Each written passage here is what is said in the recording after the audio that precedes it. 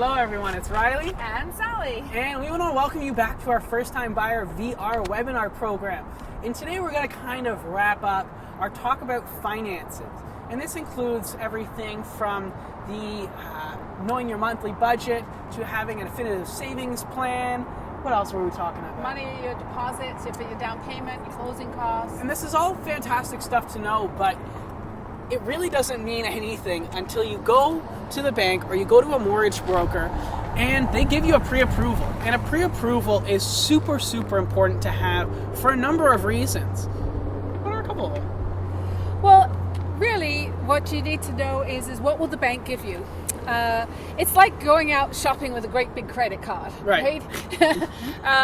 In fact, we just had a consultation a couple of weeks ago where these people thought that they were able to buy a property in $1.5 to $2 million, but when we sat down and did the numbers for their pre-approval, it's just like not even close. Right. So what they thought they could afford and what reality was very different. So it's best to know what will the bank or will a lender give you before you go out and start looking for a property. Right. And so what documents do you need if you want to go and get a mortgage pre-approval? And is there just one kind of mortgage pre-approval? You just walk in and say, hey, I want a mortgage pre-approval, and that's that?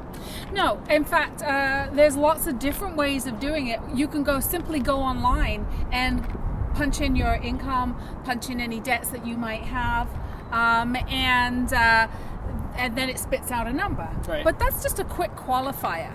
It hasn't asked you real deep questions that might affect your real approval. In fact, people have gotten into trouble, especially in a market where there's multiple offers. Right. So what's happened is I heard of a case where this guy got a quick qualifier, said, I have a pre-approval. Mm-hmm. They went in on a multiple offer, went in firm on their financing, believed that they had a pre-approval, and then after the fact, went to the bank and said, okay, well now we need to sign up for our mortgage, and they asked for all kinds of documents, and then they said, you don't qualify.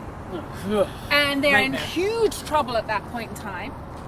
But it was too late. I mean, they had to try and figure it out somehow, or lose your deposit. So really, it's very crucial that you know that not only has the bank approved you, full pre-approval, that you've given them all the documentation they need, they've checked everything out, and then they say you're done. And what would be some samples of those typical documents that they would ask for? Well, they want to, if you're employed, they want to see verification of A, how long you've been at that job, B, how much your income is, and also you need to look at, are you salaried plus bonus? Right. If you're salaried plus bonus, they'll want the employment letter and your tax return to verify a couple of years of the bonus. You can't say, oh, I get salary plus bonus when we don't know what the bonus is. Right? Yes. So if you're a salaried person, you want pay stub. They want at least two verifications of income. So pay stub, income letter, tax returns, things like that. Right. The other thing they'll want is a verification of your down payment and your closing costs. They will want bank statements. They will want RSP statements. Anything, if you're getting money if you're being given a gift, you have to have a gift letter. Okay. Because it's all very well saying, I'm going to get a gift, but they want to know, do you have to repay it? Yes.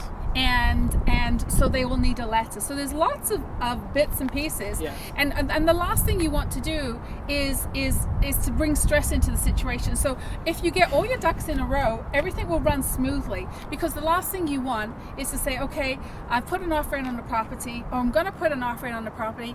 I need an income letter. And the person that writes that letter is on holiday, right? It does happen. Of course it happens, right? Of course it can happen.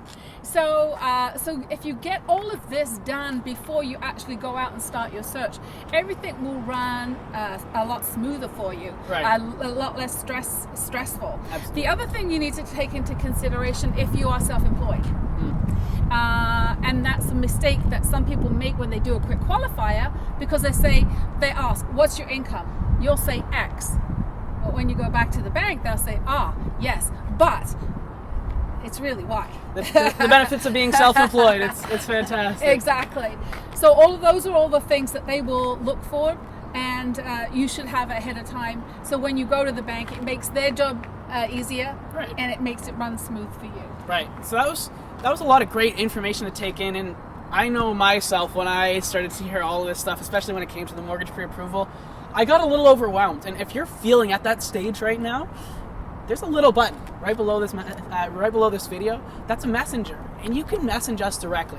It'll either be Sally or myself, and we get back to you, and we will respond to any questions, concerns, or just kind of help you out with wherever you are at this point in your first-time buyer process.